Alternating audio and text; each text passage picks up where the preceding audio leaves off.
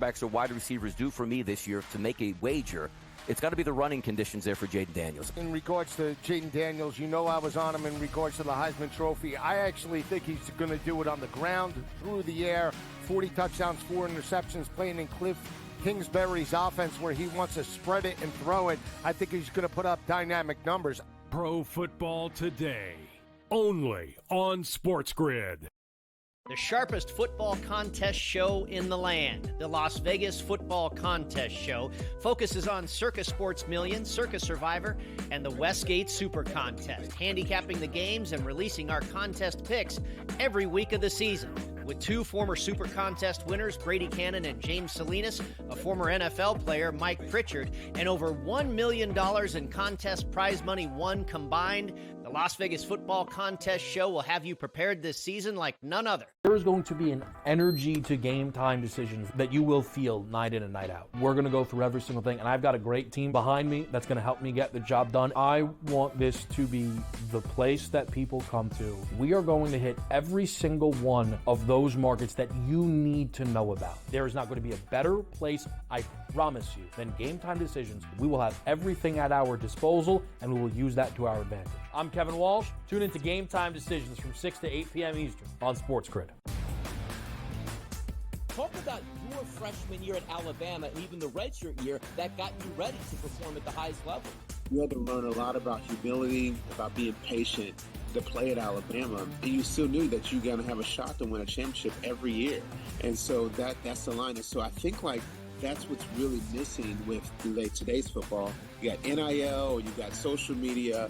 The Early Line, only on SportsGrid.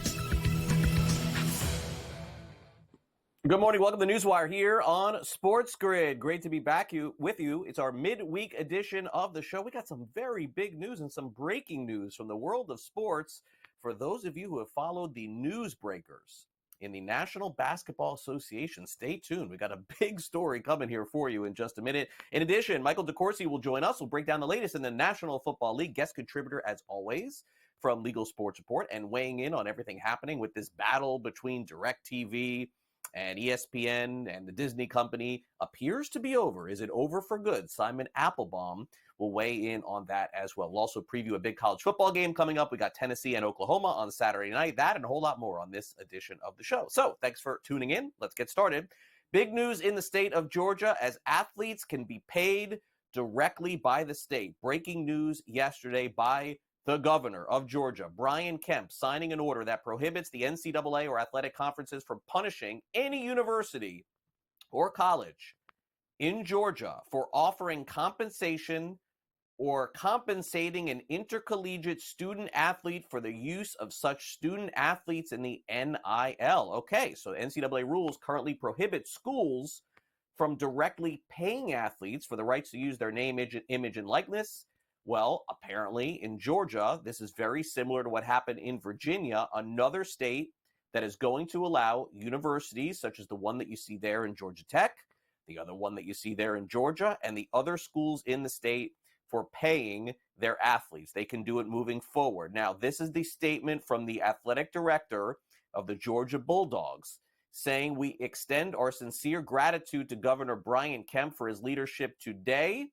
In the absence of nationwide name, image, and likeness regulation, this executive order helps our institutions with the necessary tools to fulfill and support our student athletes in their pursuit of NIL opportunities, remain competitive with our peers, and secure the long-term success of our athletic programs." Bottom line, checkbooks open throughout the state of Georgia and their university for their athletes. Over in the National Football League, we got the news late yesterday. Injured reserve is the current destination for the quarterback of the Miami Dolphins, Tua Tagovailoa, going to miss at least 4 games. No immediate timetable for his return from his latest concussion, clearly. The Dolphins have signed Snoop Huntley as a backup quarterback. Skylar Thompson will start this week at Seattle. What happens moving forward remains to be seen, but we will not see Tua approximately for at least the next month, maybe two. The WNBA breaking news this morning as well, with the great success both financially and on the court. A new franchise was awarded to Portland, expansion team coming in the 2026 season. They were the expansion Fire, Portland Fire, back many years ago in 2000 before they folded after the 2002 season. And so this is the first time that the WNBA is going to return to a city that they had left previously. Another upcoming announcement will be involving a practice facility for the WNBA team, which is a key component for this expansion sites. And by the way, the WNBA is expected to expand to one other city before the 2026 season. The breaking news coming, normally we don't do this sort of stuff, but the breaking news coming today from ESPN is one of their own. For those of you who spend a lot of time on social media looking for breaking news in the National Basketball Association, Adrian Wojnarowski has been the primary news breaker along with Shams Charania for many years. Well, no more. Woj is retiring. It's a tough job, believe me. I've been there. I know it. He's leaving ESPN and going to become the general manager of the men's basketball program at St. Bonaventure. So, who will he be replaced with still remains to be seen. It's a very intense job, to say the least, and congrats on retirement from that. Well-deserved. Kansas City Chiefs looking for a new running back. Looks like they found one. Kareem Hunt, old friend, back with the team. He is signed to the practice squad for the time being. As of right now, Hunt will be a backup. Remember, Samaje Perine is who Kansas City acquired just before the season. Isaiah Pacheco was placed on injured reserve. He's going to miss several weeks. Meanwhile, the Pittsburgh Steelers are going to keep running things back. They're 2-0. Justin Fields looks like he's going to start for the third consecutive week. Fields and the offense helped the Steelers to a 2-0 start on the road. They have not done that since 1999, and although they really aren't scoring a lot of touchdowns, Fields seems to be pretty efficient. Needless to say, a very strange development after the game this past week when Russell Wilson, who didn't play, got a game ball. Here's their head coach, Mike Tomlin, on that. You know, none of your businesses, respectfully. There's certain things that go on among teams that I don't talk about. Whether it gets out or how it gets out is unimportant to me, and I'm not overly guarded against it. But it's just certain things as a leader that I talk to the collective about that I have zero intentions of sharing with the larger public, because it's about our collective and how we come together and how we appreciate and support one another. And, you know, I can't give you all the ingredients to the hot dog. You might not like it. All right. Well, in honor of Mike Tomlin giving a game ball to Russell Wilson, I'm going to find a host here on SportsGrid that didn't host my show today that I'm going to give a game ball to, just for doing nothing. Fair enough. Donnie Rightside? Donnie Rightside, you get a game ball. There you go. Joe Ranieri, you get a game ball too. Didn't host, didn't do anything, get a game ball. All right, DeForest Buckner placed on injured reserve, one of the most reliable players on the defensive side of the ball for the Indianapolis Colts. He's going to be out a long period of time. Colts did not look good this past week. He's out a minimum of 4 games, had a great career as well. Played for the 49ers, if you remember, way back when. Buckner on injured reserve. That's the latest in the NFL. All right, ACC and Clemson and Florida State are trying to figure out this whole conference and revenue distribution. As of right now, they're having preliminary conversations on how to get this figured out so maybe the teams can stay in the conference. A proposal was formulated by Clemson and FSU talking to the league presidents on Tuesday. Honestly, is this going to get resolved without these teams leaving the conference still remains to be seen. Meanwhile, the University of Tennessee, they're increasing ticket prices by 10% at all of their venues in order to help pay for these NILs for their student athletes. So essentially, it feels like students are paying for students. Kind of bizarre. Arkansas's athletic director says they need $12 million per year in NIL deals. It feels like this is the NIL show. If they can get 10,000 households across the state of Arkansas to give $100 a month all year long, we'll be in the NIL game. That's essentially what their athletic director is saying. More money, more money, more money. Meanwhile, Georgia's All-American guard Tate Ratledge underwent tightrope surgery on his sprained left ankle on Monday. He's going to miss a handful of games. Georgia is off this week. They have that big showdown with Alabama on the 28th of September. All right, Dodgers are headed to the postseason. The Marlins are not, but it's September, so you never know. Marlins win last night, 11-9. The story coming out of there, of course, in the loss, Shohei Ohtani hit his 48th home run. So he's now 2 home runs away from 50, 2 stolen bases away from 50. Houston also beat San Diego 4-3. I don't know if you saw this, but Jose Altuve got ejected for the game. He took his shoe off. He took his sock off. He was arguing a call. Pretty funny here. Here's Altuve on him getting into it with the umpires. Sometimes you get hit somewhere in the hand and you take your batting glove to show that you got hit. I was expecting to do the same thing. It was going through my head that it can't happen. It's 9th inning, winning run on second base. I'm battling against a good pitcher, Suarez, the closer. So I'm obviously trying to get a hit and drive the run in and win the game. So, I get a foul ball because it hit my foot and, they just took it away from me. So I don't think that can happen. There is 4 guys on the field. You got to see the change of direction on the ball and, just make the right call. Postseason baseball is coming. You can feel it, right? A lot of intensity. NL wild card. Hey, the Mets are 2 games up on the Braves now.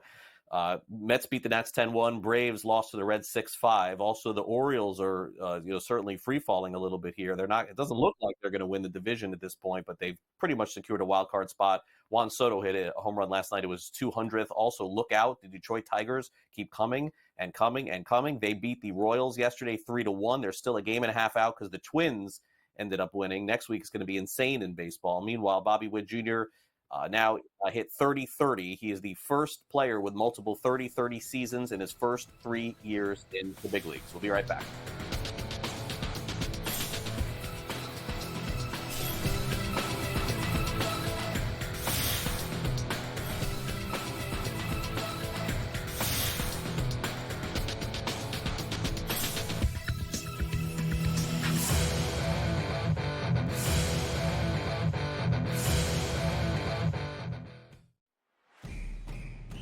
It's a new era in CFP to start off this year, put on full display. My take on this game is simple. I know some people will be upset about it. Good riddance to the Pac-12. Can you do it in terms of the week to week to week? I don't see a pathway for this team to miss the college football playoffs. We want to make sure you have those best bets in the entirety of our betting cards. That was clicking! But he had that program was already going there! Only on SportsGrid. Talk about your freshman year at Alabama and even the redshirt year that got you ready to perform at the highest level. You had to learn a lot about humility, about being patient to play at Alabama, and you still knew that you're going to have a shot to win a championship every year. And so that's the line. And so I think that's what's really missing with today's football. You got NIL, you got social media. The Early Line. Only on SportsGrid. Everyone had him rookie of the year, offensive player of the year, Bears are going to the Super Bowl, Eberflus coach of the year. He was terrible. If he's going to be a success, he's got to play within structure as much as possible. I get it. If the pocket breaks down, throw off the platform. That's fine. But within structure, when the play is there to be made, you need to make it, and he didn't do that. Pharrell Coast to Coast. Only on SportsGrid. This would have been a bet that I would have lost big on in terms of betting on Trevor Lawrence thus far. Because, Vinny, I thought he was an absolute rock-solid, can't-miss first overall pick. They're underachieving a bit. I mean, I don't think this is the best adjustment team with Doug Peterson. He's not the best adjuster. If everything's kind of falling into place and everyone's executing well and he can just do what they want to do. NewsWire. Only on SportsGrid.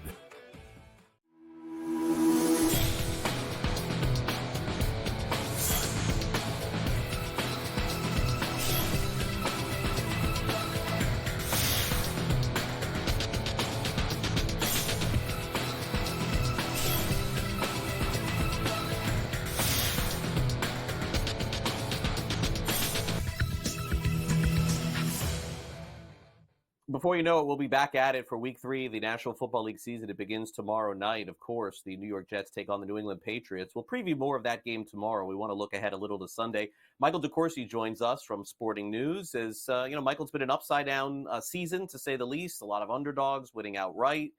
A lot of point spreads now crashing down. Very tough to sort of back any of the favorites. Thanks again for coming on the show. We'll dive right into it. You bet. It should be a fascinating weekend. The NFL never lets us down, does it? No, it does not. And the Browns have, certainly been let down a little bit, and Giants have been let down a lot. I mean, they didn't even have a kicker last week. Then they have one this week, so that's the good news. They're getting 6.5 points at the Cleveland Browns. Browns definitely played better. We want to just not crush the Browns every week here on the show, Mike. They played better last week against Jacksonville. I don't want to do it to them every week. Total is 38.5. We know they have a good defense, but can this offense put up enough points to cover a touchdown in the National Football League? Has me skeptical. How do you feel about this game? I agree, Craig. As I was looking at this game, when I first thought about, okay, Browns versus Giants at Cleveland, that's an easy win for the Browns. But of course, the people who do the odds don't make it easy for you. They make you have to cover an entire touchdown. And I say I'm not comfortable with that, but I'm also not comfortable putting any part of the money that I've earned over my career on the Giants. So what I would say is if this game was like a Thursday night game or a Monday night game where you felt like you needed to be involved, maybe you touch it. But as it stands, I just stay as far away from this game with my money as I will with my eyeballs. Yeah, it's one of those games where the red zone pops in, they score touchdowns, and and that's when you see it. But there's not a lot of touchdowns to be scored. Daniel Jones last week, Mike, did have a number of drives that were successful, but they kept having to go for it on fourth down because they did not have a kicker. Both quarterbacks are definitely on the verge of losing their gigs. I think it's fair to say Watson making a lot more money than Daniel Jones. But this is the NFL, Mike, a couple of wins and people forget about that stuff.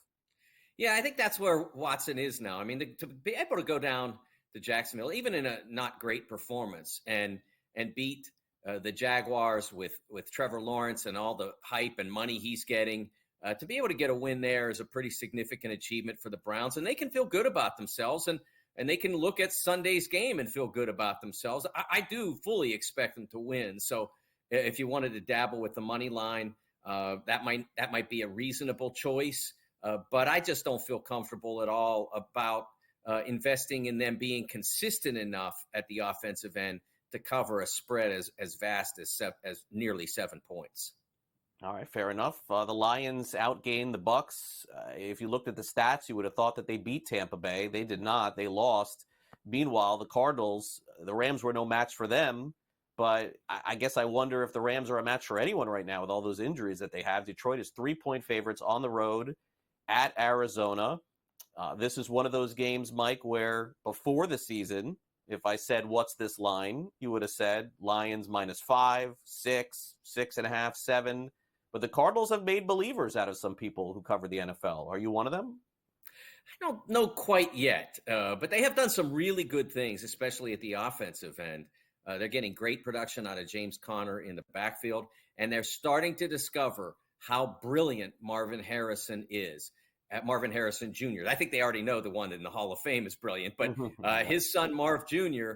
is just a phenomenal talent. He was the best player in college football over each of the last 2 seasons and still managed not to leave with a Heisman Trophy, go figure. But he was the best player in this draft. He was the best player in college football.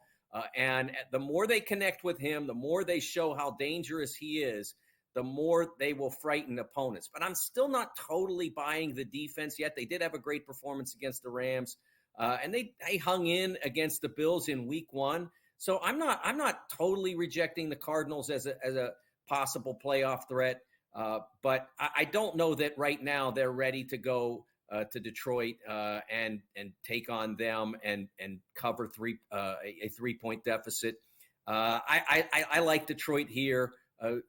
Detroit needs this game desperately because if they want to be what they were nearly a year ago, which was a Super Bowl team, they can't go 1-2 and play the way they have the first couple of weeks. This is an enormous game for them, and usually when teams with this much ability face these kinds of games in an NFL season, they usually prevail. Yeah, I would agree. And Kyler Murray has looked fantastic. He's rushed for 116 yards, 4 touchdowns, no picks, 428 passing yards. I guess the question is he all the way back from where he was a year ago? Maybe this week we'll find out. Now, meanwhile, the Dallas Cowboys, Mike, continue to just destroy sports bettors anytime that they're a favorite. I mean, this is just the gift that keeps on giving. The Cowboys are a favorite. You think they're going to win? No, of course they lose. So now the odds makers say, all right, we'll give you points with Dallas. They're getting 1.5 this week against Baltimore. Never a must-win game in week 3 of the NFL, but boy, it feels like it for the Ravens this week going to Dallas. This is a tough one to call. What do you think? Yeah, I feel like from an outright perspective, I see the Ravens winning. But they have to completely revamp their offensive approach. Do they do that?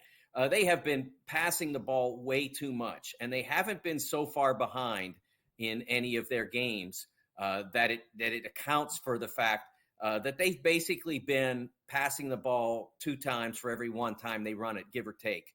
That's just not the right balance for them. Derrick Henry has not quite shown yet that he was the ideal acquisition. And with J.K. Dobbins out in L.A. Tearing it up, maybe they don't look so smart in retrospect. But it still is a team that needs to run the football.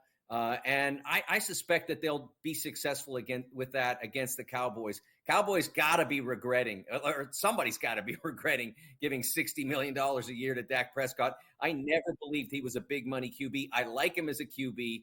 I wouldn't mind him on my team, but for me, he's the kind of guy that you pay the least amount of money you can pay an NFL starting quarterback and keep him on your team. Yeah, well, there's only about 15 good ones, Mike, in the NFL. They all get paid $50-60 million a year. That's the way that this business works. Thanks again for coming on NewsWire. Really appreciate it. Thanks, Craig. All right, Michael DeCourcy of Sporting News. Coming up next, Ben Stevens weighs in on the big game Saturday night between Tennessee and Oklahoma.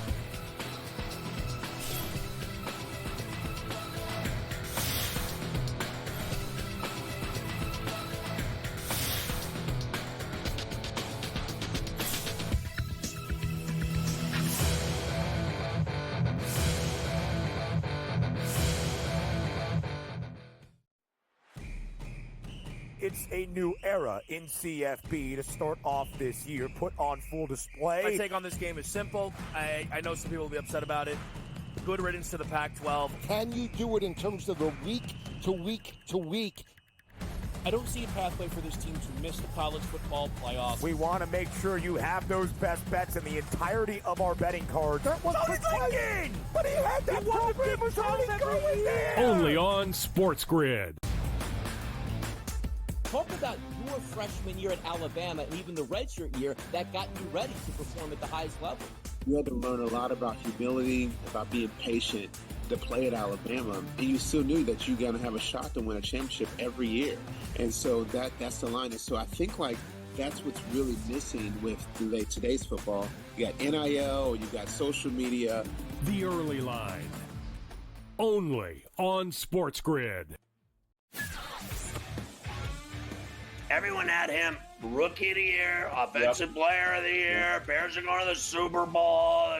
Eberflus coach of the year. He was terrible. If he's going to be success, he's got to play within structure as much as possible. I get it. If the pocket breaks down, throw off the platform. That's fine.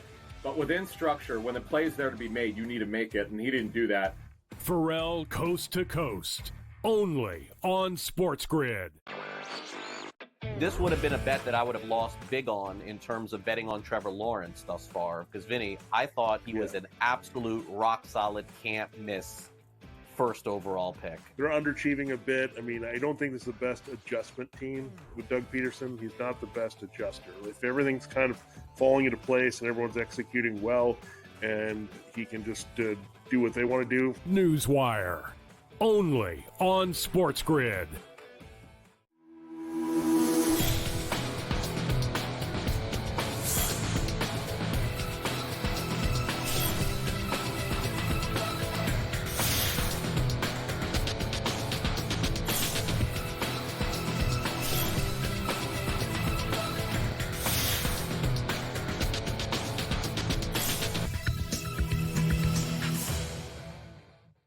Big game in college football on Saturday night. I'll be tuned in. Seems like a good one. Tennessee, Oklahoma. This is an SEC matchup. Yes, the Oklahoma Sooners in the SEC.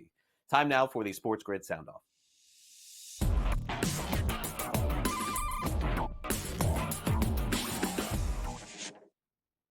Well, if you didn't catch a theme here at the beginning of this little segment here, then you'll never catch it because I just gave it to you. It's the Southeastern Conference first-time matchup between Tennessee and Oklahoma as they move from the Big 12 into the conference. And by the way, the Sooners are playing good football.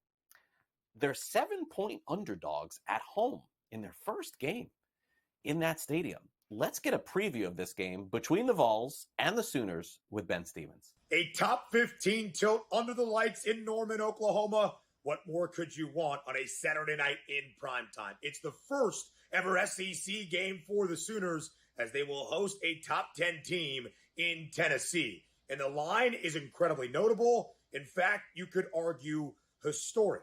It is a 6.5-point spread in favor of the Volunteers. Tennessee, one of 4 FBS programs this year to be booked as a favorite in all 3 games and cover the number in all 3. 22-9 against the spread as a favorite under Josh Heupel, who knows Norman very well. But the reason it's historic, a ranked Oklahoma team has not been an underdog of 4 points or more since at least 1978.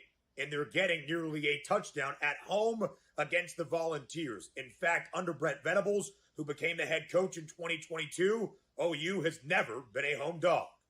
Craig, back to you. It does seem crazy that the Sooners are 7-point underdogs, ranked 15th in the country. I guess Tennessee must be that good. We're going to find out. We're also going to find out what Brent Venables has to say about the game, understanding the weight of this one. This is probably the biggest game that he has played outside of playing Texas in his first year as the head coach at Oklahoma. Here's Venables on the Southeastern Conference first matchup for his Sooners. Another challenge for our guys, and our guys will be looking forward to the challenge. And as I've said all along, you want to be challenged and you like to compete, and they recognize and respect the things that the University of Tennessee has done, through 3 games this year. Yeah, you want to, the history in the SEC, it's really difficult and challenging to win on the road in the SEC. And, I will not be surprised if that's the kind of atmosphere that Oklahoma creates. It's going to take that. That's part of it, as well. But I think, we'll have the center stage in college football on Saturday night, and our fans won't disappoint. It wasn't that long ago that Bob Stoops had this insane winning streak, both straight up and against the spread, with home games at Oklahoma. Not that long ago, folks, just several years ago. Now, of course, several years ago, the Tennessee Volunteers were competing for national championships. It's been a while since they've been in this spot, ranked very high, good shot to make the college football playoff. Head coach of Tennessee, Josh Heupel, well aware what he's in store for this weekend when they head to Norman. Should be a great crowd. It's a passionate fan base. I'm expecting them to be extremely quiet for us out of respect to me and our program too. So, the way we've prepared in spring ball, training camp, our guys will be ready for this. It doesn't make the challenge any less difficult because of those things. You got to do ordinary things at a really high level, and you got to do them consistently in this, and that's communication. That's where it starts, in particular on the offensive side of the ball with crowd noise. But it's everybody, all 3 phases of the game: alignment, assignment, and technique after that. If you're looking for marquee matchups in college football, Saturday night is one of them. There's a couple of others that I'll tell you about. USC plays Michigan Saturday, 3:30 Eastern. Also, Utah takes on Oklahoma State at 4 o'clock Eastern. If you want to get all the odds on all of the games and videos, opinions of everything happening this week in college football, here's what you do. Take out your phone and download the SportsGrid app. It's available for iOS and Android 24 hours a day, 7 days a week. If you want to catch any of the videos that you missed here on the show, opinions from me or Scott Farrell or Joe Lisi or Joe Ranieri or anyone named Joe here at the company, just download the SportsGrid app, and it's absolutely free, and you can check out all of our videos right now. Well, speaking of Oklahoma, is there upcoming sports betting in that state? Maybe in 2026, Pat Evans will join us, and we'll check in on the very latest on sports betting going on, courtesy of our friends over at LegalSportsReport.com. We'll be right back.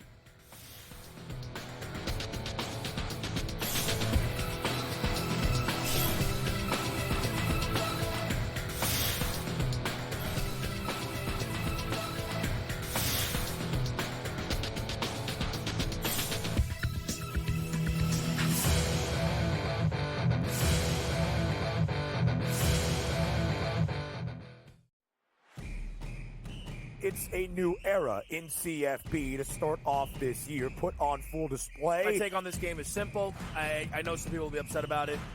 Good riddance to the Pac-12. Can you do it in terms of a week to week to week? I don't see a pathway for this team to miss the college football playoffs. We want to make sure you have those best bets in the entirety of our betting cards. That was thinking, but he had that program was already going there. Only on SportsGrid. Talk about your freshman year at Alabama and even the redshirt year that got you ready to perform at the highest level. You had to learn a lot about humility, about being patient to play at Alabama, and you still knew that you're going to have a shot to win a championship every year. And so that's the line. And so I think that's what's really missing with today's football. You got NIL, you got social media. The Early Line. Only on SportsGrid. Everyone had him rookie of the year, offensive player of the year. Bears are going to the Super Bowl. Eberflus coach of the year. He was terrible. If he's going to be a success, he's got to play within structure as much as possible. I get it. If the pocket breaks down, throw off the platform. That's fine. But within structure, when the play is there to be made, you need to make it, and he didn't do that. Pharrell Coast to Coast. Only on SportsGrid. This would have been a bet that I would have lost big on in terms of betting on Trevor Lawrence thus far. Because, Vinny, I thought he was an absolute rock-solid, can't-miss first overall pick. They're underachieving a bit. I mean, I don't think this is the best adjustment team with Doug Peterson. He's not the best adjuster. If everything's kind of falling into place and everyone's executing well and he can just do what they want to do. NewsWire. Only on SportsGrid.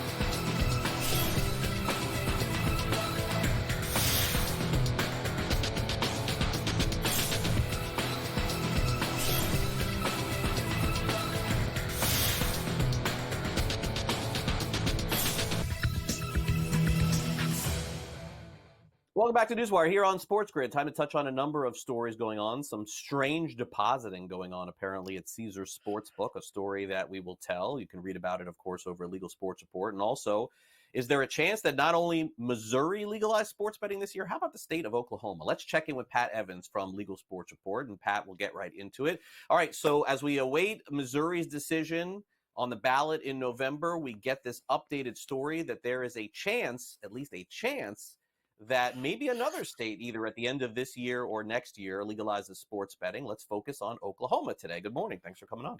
Yeah, good morning, Craig. As always, great to be here. First, let's touch on Missouri for a second. A new poll came out over the night. 52% of Missouri voters are in favor of the issue. So that continues to trend in the right direction for Missouri voters who want sports betting. Now on Oklahoma, I just got off the phone with Senator Bill Coleman, who does anticipate introducing a new bill again next year, I guess, this next session. He has in the past, and he really just said it's to start the conversation, or I guess keep the conversation going. The bills have not done very much in the past. One has cleared the House, but there's just a lot of issues kind of in the way. Most notably is there's 39 recognized tribes in Oklahoma, and everything related to gaming has to pass through them. And right now there's a rift between Governor Kevin Stitt and the tribes, and even some of the Republican lawmakers of his own party, Stitt's own party. And so this Coleman tells me is really just to keep the conversation going, bring all the stakeholders, keep them all at the table in talking about this and figure out where it goes. He doesn't have a ton of details at the moment because it's really a conversation that needs to be had to fully understand what that landscape's going to be. He said with 39 tribes, are all the online sports books going to be geofenced to their tribal lands? In one sense, the Chickasaw tribe land includes the Thunder's arena. So does that kind of make other tribes upset that there's this, if anything has to go through them and then the Thunder, that's a pretty big partnership in Oklahoma there. So there's a lot of things to iron out in Oklahoma, but the conversation is continuing. It is staying active. And that's Coleman's big goal there in Oklahoma. He says, money's leaving the state. That's his biggest reason for wanting to do this. It's pretty much fully surrounded except for Texas. And now keep in mind, he is an Oklahoma lawmaker, so he's not fully into the Texas situation, but he fully expects them to be coming online fairly soon. They meet again next year. They meet every 2 years, and he seems to think they're trending towards legalizing. So that would be another big push in Oklahoma. So again, not a ton of details, but the conversation's going, and that's more than you can say in a lot of other states that haven't legalized yet.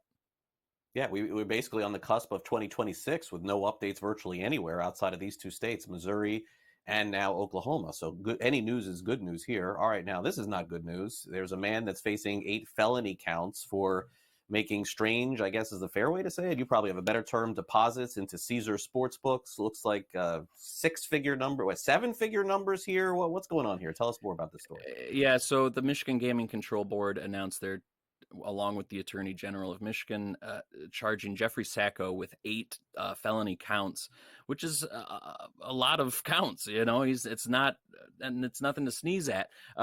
He made $2 million in quote unquote fictitious deposits through a glitch, I guess he would have found allegedly in the Caesars Sportsbook. Then over 16 days, now this happened last April, so things have been done for a while now, but over 16 days, he wagered $88 million from that $2 million and then took out over $500,000 and then completely stopped any activity on the Caesars app. Then Caesars, noticing some strange activity there, notified the Gaming Control Board. And here we are with the alleged crimes being charged. He was arrested earlier this month. He was arraigned, released on bond, and there should be a hearing slated a little bit later this month, or is it might be next month. I can't remember, but he's facing a lot of time if any of these come through. So interesting kind of loophole he found, but wasn't successful there if that's the case. Didn't think it through either, that nobody would find hundreds of millions of dollars being wagered, taking money out, disappearing. The quote unquote fictitious money line in the press release from the Michigan Gaming Control Board really got me. I was like, how do you do that? I can't even begin to think about that. Yeah, a lot of mining for irregularities. It sounded like you're some software engineer of some kind. Didn't really think it through. All right, let's think through Alberta, Canada. I know you did this story previously. You have an update here on this one. They're looking for some more legalization, commercial legalization, open sports betting in Alberta. I know you have an update on this, so let's get to it. Yeah, so Alberta, Canada, of course, legalized single event sports wagering back in 2021. Ontario legalized their commercial or opened their commercial market in April 2022. They're the only province thus far that have an open market. Otherwise, all the other provinces are just through the provincial lotteries. Alberta, we know, is coming. We've had the red tape reduction minister, Dave Nally, say it's coming. He talked a lot at the Canadian Gaming Summit earlier this year that it's coming, and talking about how they're modeling it on Ontario. So it's not just sports betting, it's also online casino. It's going to be a pretty ripe market for new operators. So as we're talking about no new markets down here in the U.S., Canada certainly is getting the quickest one off the market, and that's what we're hearing from some sources.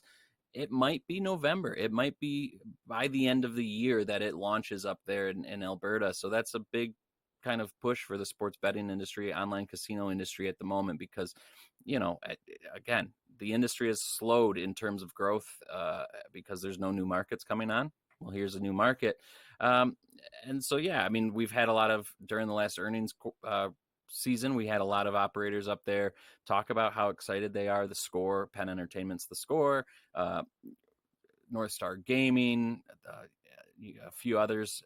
So it is a market that people are really excited about, and that's partially because it's a very high earning province. And also we hear from people at the Canadian Gaming Summit that people in Alberta like to bet, and that's exemplified by the Edmonton Oilers 50-50 raffles that reach into the eight figures sometimes, which is pretty crazy to think about. And honestly, that's one of the news nuggets we have in Alberta recently is as we're looking at opening the market, the provincial lottery Play Alberta has purchased the jersey sponsorship of the Oilers, and there's some humorous articles out there from up there that people are a little worried about that jersey sponsorship and say it looks a little goofy and what have you. Go look at those if you want a little giggle. But Alberta's coming. That's more than you can say about any states at the moment in the U.S. But again, as I said at the top of the hit, Missouri polling shows 52%. We're less than 2 months from seeing Missouri voters at the polls deciding whether or not legalized sports betting is coming to Missouri. Yeah, and on top of that, if I'm not mistaken, the Oilers are going to have a logo on their jersey this year. Is that correct? What's the logo they're going to have? It's the little play Alberta thing. It's a goofy Gotcha. little logo for the lottery, which it does seem like a funny partnership there. But hey, get yours while you can, I guess. Whatever, however you can make money, you do it these days. I hear you. All right, Pat, thanks again for coming on the show. We'll catch up again soon. Thanks as always, Craig. All right, coming up next, Simon Applebaum joins us. If you were trying to watch the games in college football or Monday Night Football on ESPN, you had some good news. The games just popped on magically on Saturday. I was like, oh, okay, we're back here on Saturday. So it's over. But is it over permanently between DirecTV and Disney? Simon will tell us next. Don't go away.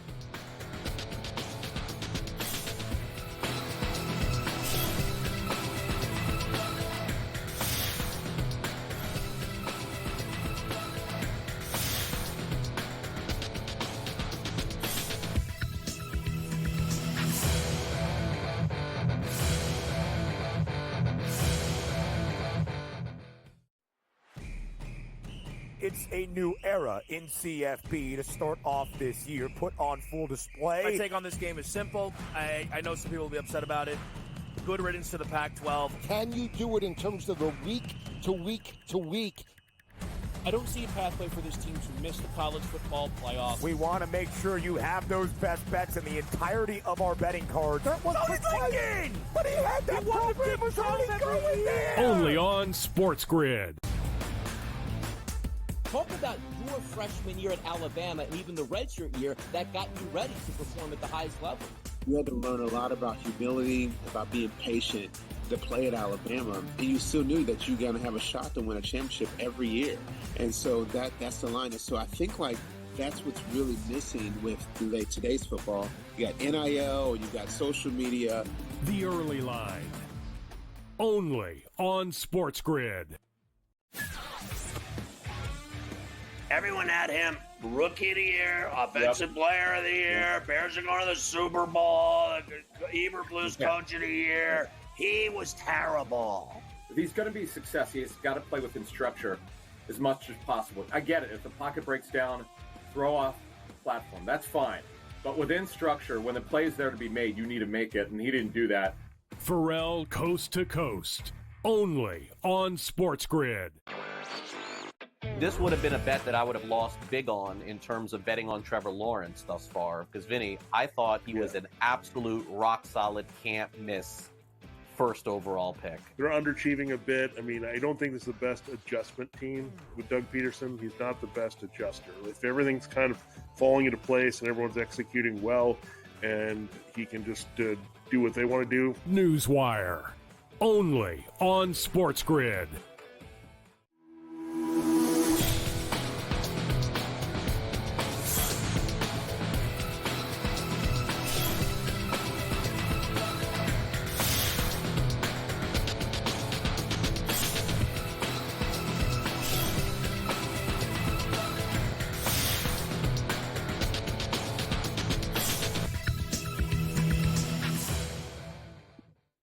Welcome back to NewsWire here on SportsGrid. Breaking news from the breaking news world of breaking news. I think that's fair. Simon Applebaum is here with us. Before we get into this dispute being over between DirecTV and ESPN, Simon is someone who does this also for a living, is someone like myself who breaks news in Major League Baseball. I can only tell you the amount of respect that I have for someone like Adrian Wojnarowski, who has been at this via Yahoo and ESPN for decades, breaking news. And by the way, hopefully he tells his story, but the toll that it takes on an individual to constantly be on your phone all the time, 24 hours a day, 7 days a week, afraid of getting beat by somebody else in this industry. I know it's a lot of money that he's walking away from here, Simon, and I get that, but I understand it too, and I want to make sure I say congrats to him for an incredible career breaking news, which clearly has caught up with him. I'm going to guess here, both physically and mentally, as he parts ways. Thanks for coming on the show, Simon. It's a pleasure, Craig, and double your thoughts about Adrian. And not only Adrian, but Adam Schefter and Brian Windhorst and everybody at ESPN who is sort of in the, as you say, insider category. It really is the most unique reporting job on television sports, to be the insider, to be the sort of go-to person to break news on a regular basis about a particular sport. And Adrian did it as well or better than anybody. I understand that this is not a cost-cutting move by ESPN, similar to what happened a few weeks ago with Samantha Ponder leaving Sunday NFL Countdown and Robert Griffin III from college football and pro football assignments. My understanding is that he got a really great deal from St. Bonaventure to have a major role there. And when you have a college connection like that, it is very, very difficult to turn it down. My understanding is that ESPN offered the store to keep Adrian. They know how valuable he is. And in the end, Adrian said, college, the opportunity to do something very different and to do it in a very special way for an alma mater, I guess Bonaventure's alma mater, and a very good college basketball powerhouse, by the way, for many, many years. It's a good deal. And I wish Adrian very, very well. He was one of the best. Yeah, on top of it, and I certainly understand the sentiment of going back to college, Simon, but if you could corner him in a room, just you and him, and ask him why he did it, I can almost guarantee you he would tell you that the toll that it takes of having to live on your phone and being locked in 24 hours a day, 7 days a week, and if not, being scared of somebody else beating you for a story, I don't know the amount of money that I mean, it's hard for me to sit here and say that $20 million isn't a lot of money to do what he did, but I understand it and I respect it, because having going through this as I do in Major League Baseball on a much smaller level, by the way, I totally understand the sentiment. And I believe Shams, if I'm not mistaken, they did a full story on him several years ago, and he described what his life is like, having two different phones, not being able to go to dinner without having the phone with him. And I'm sure this is going on for everyone in this industry at that level too. So as you said and I said, totally get it. All right, so everybody was pleasantly surprised on Saturday, Simon. Out of nowhere, college football, for people who have DirecTV, appeared back on their screens, so to speak, their television screens, their streaming screens.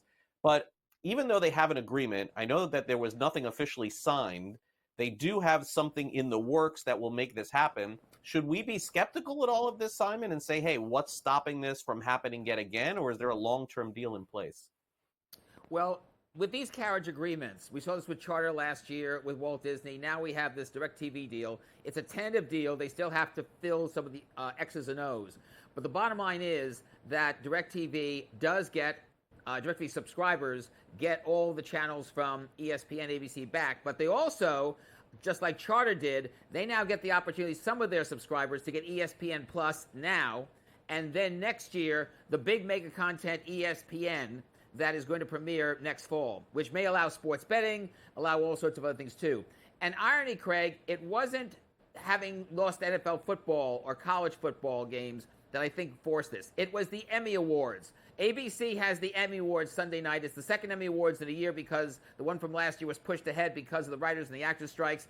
That show, by the way, had the lowest viewership of any Emmy Award, maybe any award show on television in recent memory, about 3-4 million viewers. So I think ABC told DirecTV, we got a deal so that we can get the Emmys to as many people as possible. As it turned out, the Emmy Awards on Sunday night had about 6-7 million viewers, which was the best of the two. And also, while it was as lower than what it was in 2022, it was higher in recent compared to what happened in January. So a big, big deal for DirecTV. They got the Emmy Awards. And also, the more important thing is they get ESPN Plus, at least some subscribers do now, and the mega content ESPN later on next year. All right, speaking of mega content, we heard about this company, Venue, that was going to have an interesting new streaming service. That seems to be on the brink. Fubo now going after venue sports next month? What is this going to produce, if anything? If they can't launch something, it doesn't happen. Can they win something here? Well, Greg, if history is anything, we may never see venue sports. Fubo has now set with antitrust regulators October of next year for a trial. It may not come to that. Back in the 1980s, 4 of the major Hollywood studios decided, hey, we don't like our deal with HBO, so they decided to form a network called Premiere. It was a pay network where they would run their films 9 months ahead of where they would play on HBO. HBO didn't like that deal. They sued, and a year after it was announced, no more Premiere. And nothing like that ever since. I think this is going to happen with venue sports. And I think one of the big reasons why is that venue, I think, mistakenly did not tell the public, the press, through press conferences, through a major event to tell about what this mega content. There have been different owners over the years. We'll see if this new group can make it happen. All right. Thanks again, Simon, for coming on NewsWire. I appreciate it. You're welcome, Craig. Take care. All right, Simon Applebaum with us here on NewsWire. Coming up next, a player on the New England Patriots posts something on Instagram and is cut the next day, getting fired. It's a new era in CFB to start off this year, put on full display. My take on this game is simple. I know some people will be upset about it. Good riddance to the Pac-12. Can you do it in terms of a week to week to week?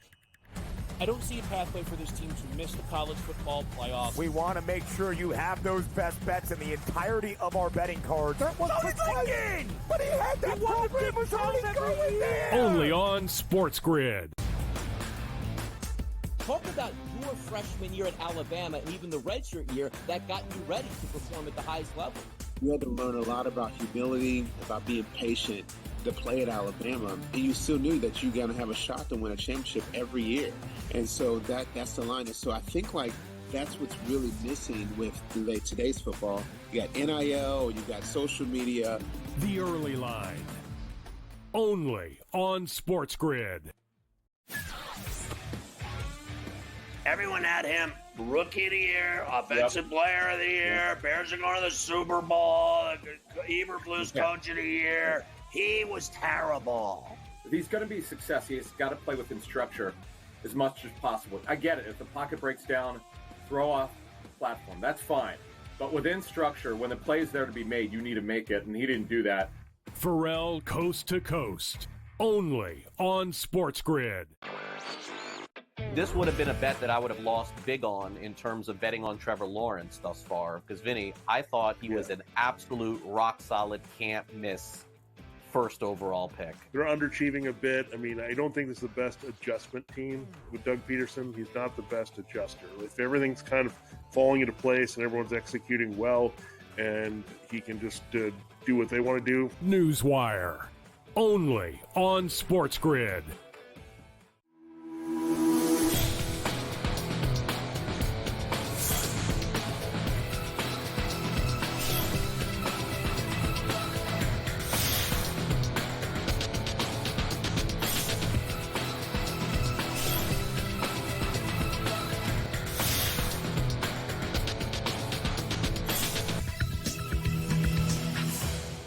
Welcome back to NewsWire here on SportsGrid. Did you know the answer to my trivia question when I said that this guy got fired on his day off? I'm going to give you the answer. Yeah, very good. Well, Frank, I didn't ask you. I asked all the viewers out there. I'm waiting here on social media at Craig Mish. Did anybody know that answer? Did anybody hear you just then, Frank? Could they hear you on the air? What you just said or no? If they did, they got the answer. All right, whatever. Time now for Last Licks.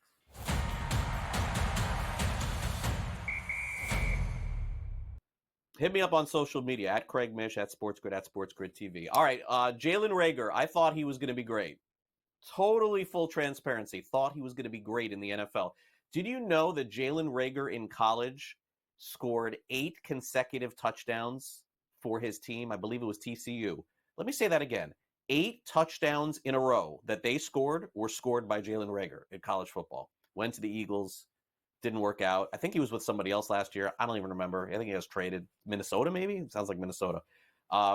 Ends up with the New England Patriots this year. Posts on Instagram that meme picture of the really nice car with the house that's not as nice, and gets released off the practice squad immediately after doing that. So basically, he was telling his coach and the organization, I am great, and we are not. and they've decided to let him go. I think this could be the end of the line for him. Again, totally wrong on Jalen Reagor. Had him in fantasy, dynasty leagues teams. Oh my gosh, total bust. All right, Tampa Bay Lightning doing something super cool. Really well-run organization, by the way, in the NHL. 6,000 season ticket holders are having their names engraved in the ice on the bolt and around the bolt, as you could see there on the ice, for their upcoming season. The Lightning, of course, no stranger to winning, no stranger to championships, and really rewarding fans in a cool new way. I really love this idea. So those of you who are headed to the Tampa Bay area to see that happen, or you're a season ticket holder, you're going to see your name permanently engraved there. All right, finally, for those of you willing to take another shot here, and again, these cards are extremely hard to get. I want to stress this and not just have all of you run out to go buy Topps Now cards. But there's a one-of-one dual autograph card of Leo Messi and Steph Curry using the night-night celebration. Remember Curry, when he won the Olympics, he did this. And also Messi has done this before. Anybody who buys the Topps Now base card from Topps.com, again, it's almost impossible to get. If you're going to run out and get there and saying Craig Mish sent me, don't say me, because, again, it's really tough. There's a possibility, if you buy the regular Topps Now card, that you could get the one-of-one dual on-card autograph of these two icons. It's the crossover card, first of its kind. Someone is going to end up getting one of these, but you literally have a better chance of catching Shohei Ohtani's home run ball, and you're not even at the game, like being outside the stadium. It's almost impossible to get. I personally have never known anyone that has got a one-of-one by buying a Topps Now card, and I collect cards. So there you go. All right. Well, I think that will do it for our show today, unless I missed something crucial. So let me give you the schedule upcoming. We've got the early line, which is about to come on the air here at 12 o'clock Eastern, and they run all the way through 3 o'clock Eastern, and that is followed by Scott Farrell, Coast to Coast.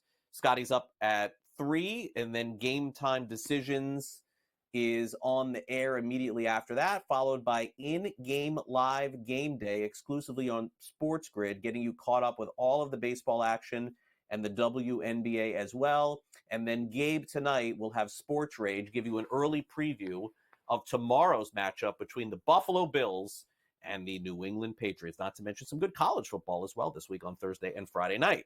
Also want to thank our guest contributors to the show today, Pat Evans from Legal Sports Report. Also thanks to Michael DeCourcy from Sporting News. And in addition, thanks to all of you for watching the show here today. Thanks to Simon Applebaum for coming in the studio, our director Luke, and our producer Frank. I'm Craig Mish. Tomorrow's show, we're ready for Thursday Night Football. It's back yet again. The current line right now over on the FanDuel Sportsbook says the New York Jets are 6.5-point favorites against the Patriots. Will they cover that line?